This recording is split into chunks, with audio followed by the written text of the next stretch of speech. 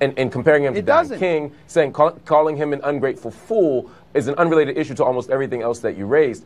And again, if this were just an isolated incident, I would feel for you. I'd say, you know what, maybe this is just Donald Trump being a jerk. I mean, the best case scenario here is that he's being narcissistic and unprofessional. But the problem is this is linked to a series of things. Donald Trump has a long history of racial and racist tweets and actions. And because of that, it's very easy to connect this.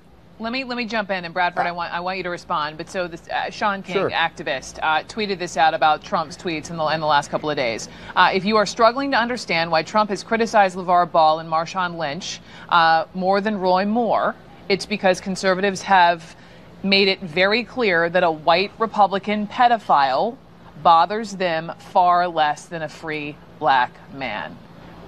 Exactly. Bradford. Listen. Where is the president's moral compass?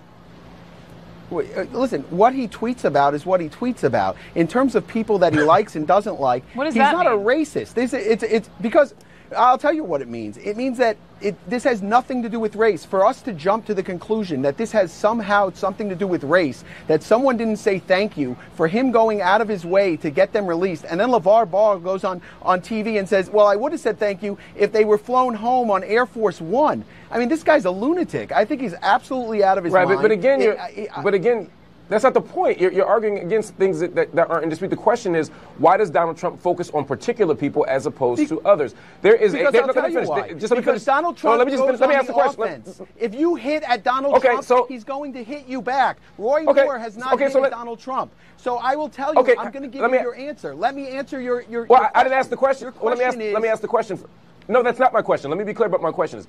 When you look at the tiki torches in Virginia, no one was on the offensive. When you look at Colin Kaepernick, he wasn't on the offensive. Yet he targeted those people, and he doesn't target Roy Moore, and he doesn't target other people who have committed far more heinous acts. Why is that? That's the question.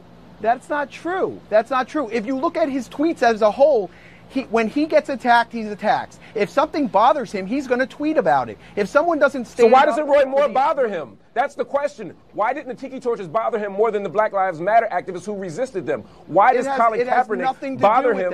It has nothing to do with that. You're taking one thing and adding in another. Why does it not? No, you said he tweets when he's bothered. He didn't say it bothers him or doesn't bother him. What he said was that Exactly. He's saying until there's evidence, should bother him. No, that's not what he said. He's saying everyone has a presumption of innocence. Am I correct? So we don't know all the facts. In a court of law. Nor do we know all the facts behind a lot of things. But when it comes to Ball, we know all the facts. And that's what we're talking about right now. We're talking about three kids that stole something. From a store, and he got them released. There's a kid in North Korea that stole a poster that spent 15 years, that got a sentence of 15 years in prison, and then he died. Okay? So to not thank Donald Trump for what he did for this is disgusting. That's what we're talking about. But that's not what it has nothing to do with race. It has nothing to do with white, black, or purple. You turn this into a racial thing, and it's not a racial thing.